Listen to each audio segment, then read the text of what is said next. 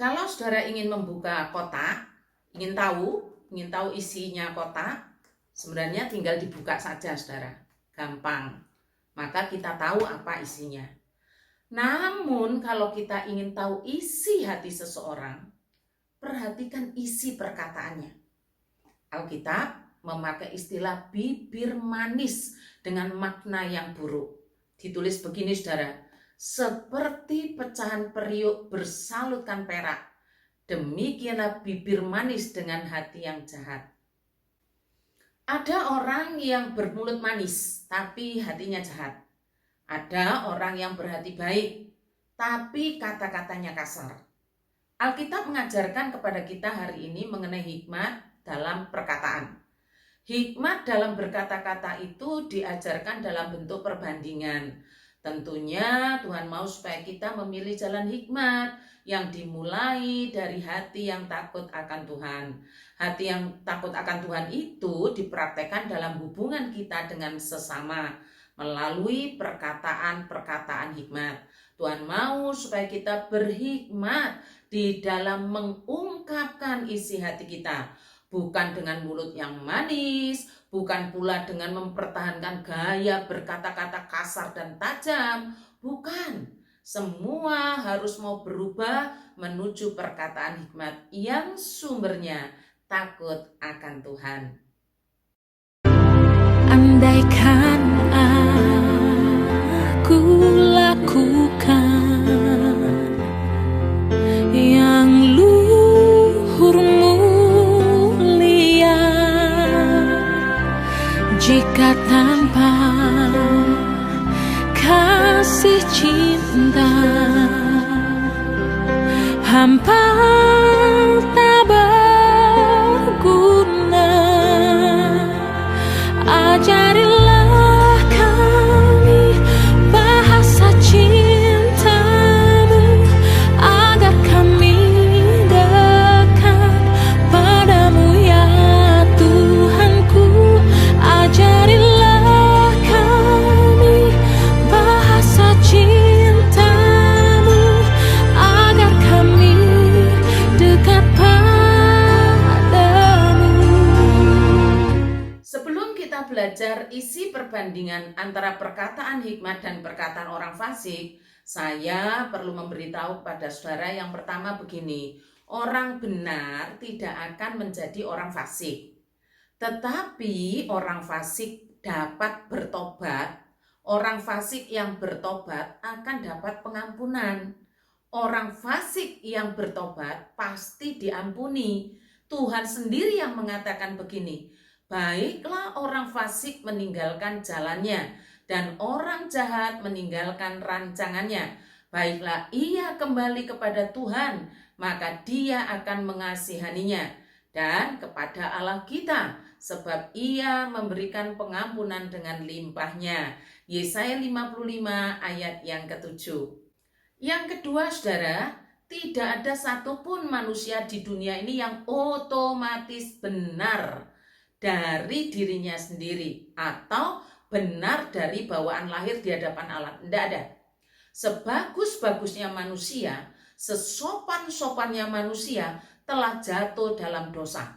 Semua manusia telah jatuh ke dalam dosa, berarti semua manusia telah fasik di hadapan Allah.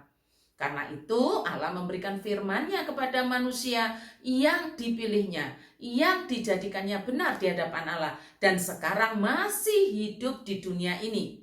Karena itu diajarkan bagaimana perkataan-perkataannya adalah perkataan hikmat. Orang yang dibenarkan itu diberikan hasrat untuk memutar kemudi hidupnya dari yang fasik menuju hikmat Allah. Posisi kita sekarang di situ. Kita bukan orang yang otomatis benar. Tapi karena dibenarkan oleh Allah melalui Tuhan Yesus, dan sekarang kita diajarkan bagaimana hidup penuh hikmat, khususnya dalam hal perkataan. Bisa saja di masa lalu perkataan-perkataan kita yang menyatakan isi hati kita itu fasik. Bahkan mungkin sampai sekarang masih fasik.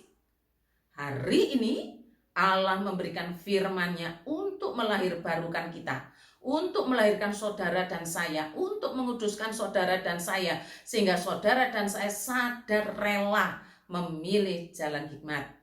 Sekarang, mari kita perhatikan ayat demi ayat dan mencoba untuk mengerti, serta membawanya dalam diri sendiri sambil kita melakukan introspeksi diri yang benar.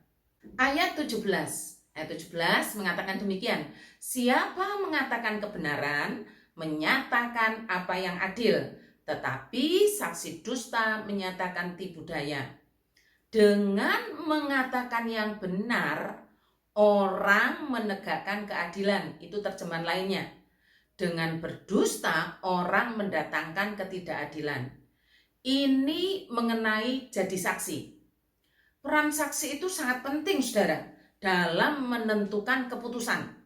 Alkitab mengatur tentang saksi itu begini. Yang pertama, dalam Ulangan 17 ayatnya yang ke-6.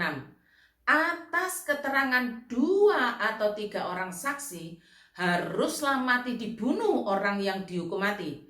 Atas keterangan 1 orang saksi saja, janganlah ia dihukum mati. Apapun yang membutuhkan saksi, 2 atau 3 orang, bukan 1. Lalu, Ulangan 17 ayat yang ke-7. Saksi-saksi itulah yang pertama-tama menggerakkan tangan mereka untuk membunuh dia. Kemudian seluruh rakyat. Demikianlah harus kau hapuskan yang jahat itu dari tengah-tengahmu. Jadi saksi itu bukan cuma sekedar ngomong, tapi sebenarnya dengan ngomong, menyaksikan, memberikan kesaksian, dialah yang pertama-tama menjatuhkan hukuman. Lalu yang ketiga, Ulangan 19 ayat yang ke-15.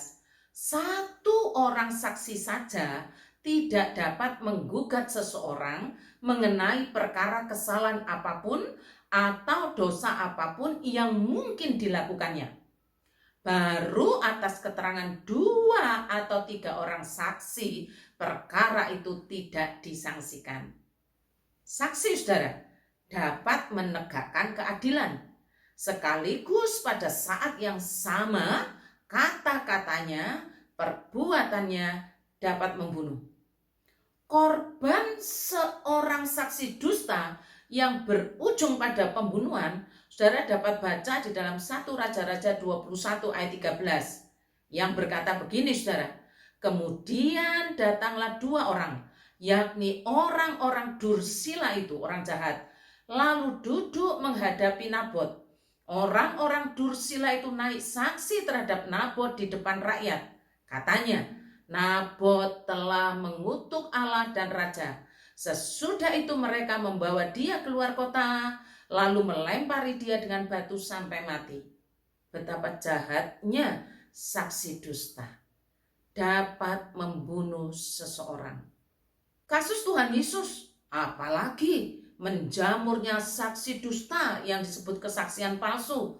Saudara dapat membaca dari Markus 14 ayat 55 sampai 60. Saya harus bacakan buat saudara supaya saudara tahu betapa saksi itu sebenarnya bukan cuma ngomong, tapi dia sudah membunuh. Saksi dusta itu sudah membunuh. Imam-imam kepala, malah seluruh mahkamah agama mencari kesaksian terhadap Yesus supaya ia dapat dihukum mati, tetapi mereka tidak memperolehnya. Banyak juga orang yang mengucapkan kesaksian palsu terhadap dia, tetapi kesaksian-kesaksian itu tidak sesuai yang satu dengan yang lain. Lalu beberapa orang naik saksi melawan dia dengan tuduhan palsu ini. Kami sudah mendengar orang ini berkata, aku akan merubuhkan bait suci buatan tangan manusia ini, dan dalam 3 hari akan kudirikan yang lain yang bukan buatan tangan manusia.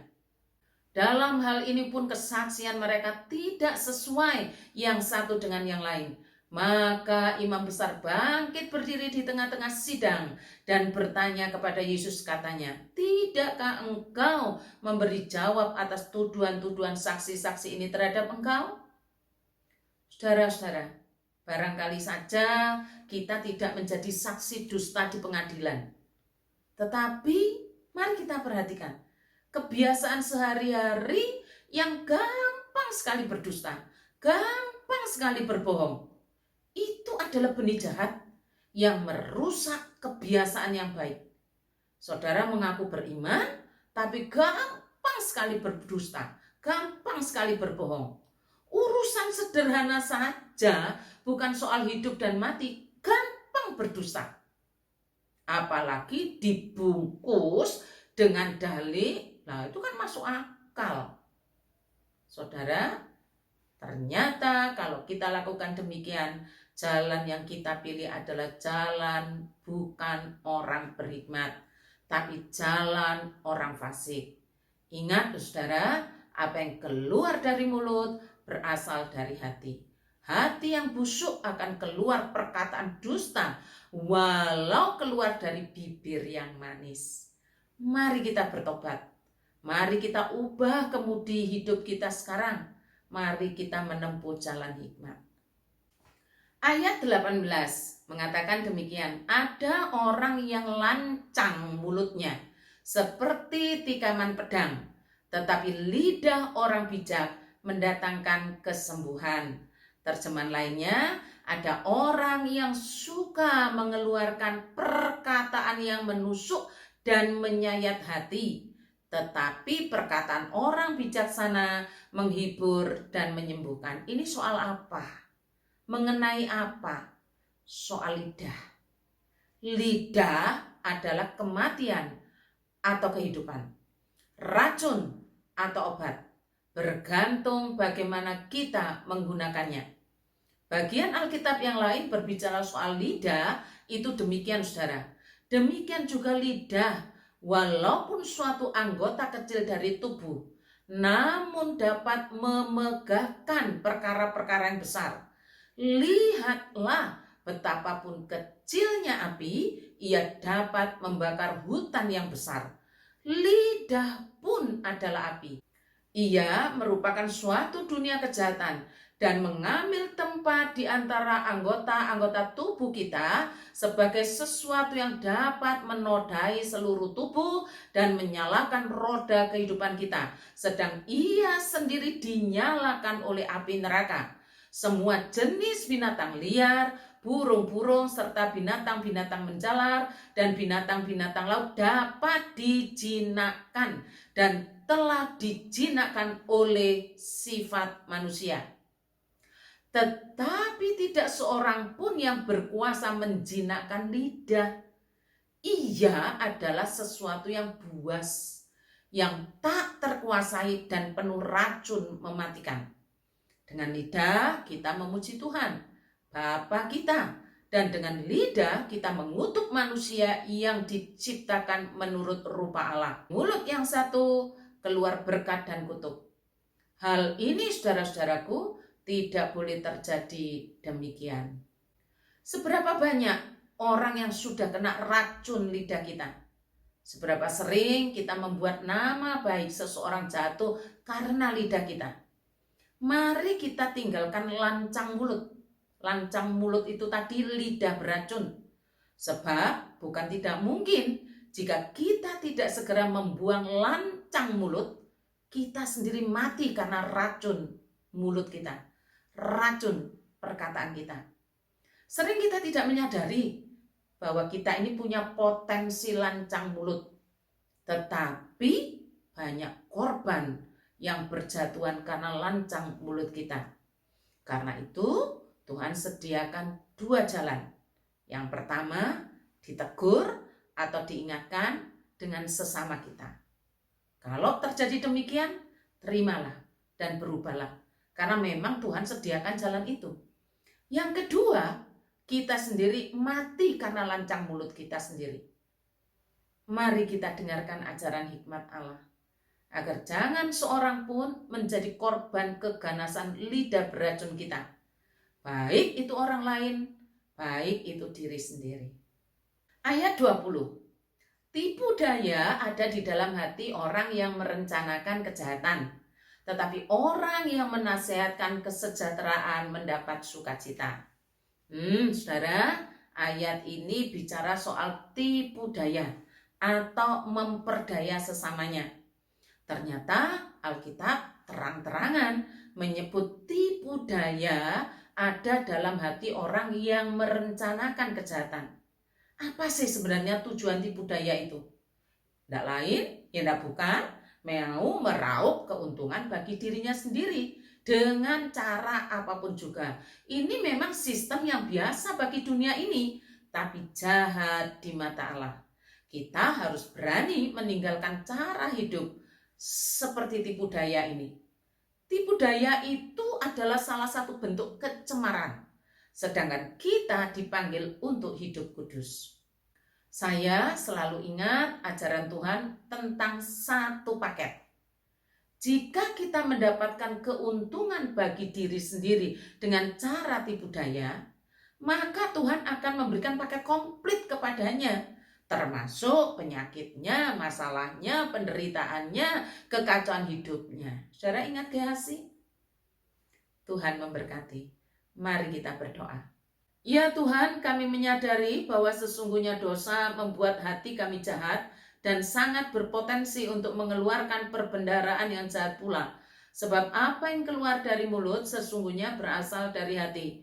Kecenderungan kami adalah jahat, baik yang kami tampilkan dengan halus atau kami tampilkan dengan garang. Dan banyak juga celaka pedih yang kami alami akibat tidak berhikmatnya kami dalam berkata-kata dan tipisnya takut akan Tuhan kami. Ampunilah kami ya Allah, mohon Tuhan memberikan kesempatan kepada kami untuk berbalik dari kehidupan fasik menuju kehidupan benar. Berikanlah kami semangat untuk memulai dan terus berjalan bersamamu. Dalam nama Tuhan Yesus kami berdoa. Amin.